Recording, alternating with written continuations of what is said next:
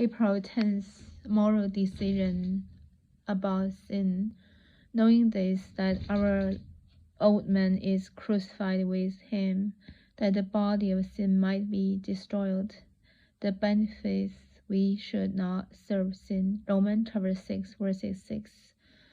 因为知道我们的旧人和他同定十字架，使罪身灭绝，叫我们不再做罪的仆人。Co-crucifixion. Have I made this decision about sin, that it must be killed right out in me?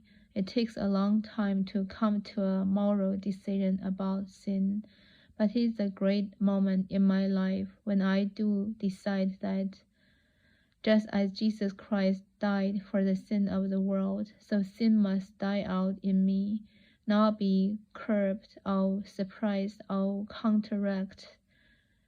counteracted or crucified. No one can bring anyone else to this decision. We may be earnestly convinced and religiously convinced, but what we need to do is to come to the decision which Paul forces here. How yourself up, take a time along with God.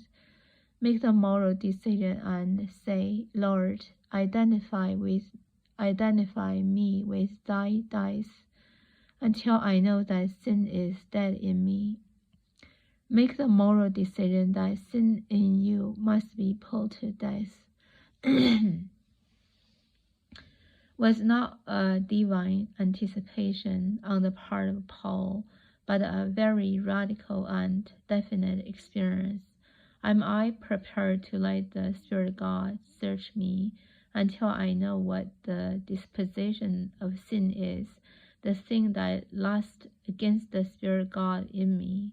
Then, if so, will I agree with God's verdict on that disposition of sin, that it should be identified with the death of Jesus?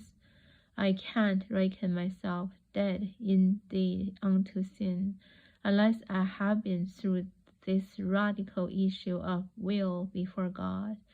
Have I entered into the glorious privilege of being crucified with Christ, until all that is left is the life of Christ in my flesh and blood?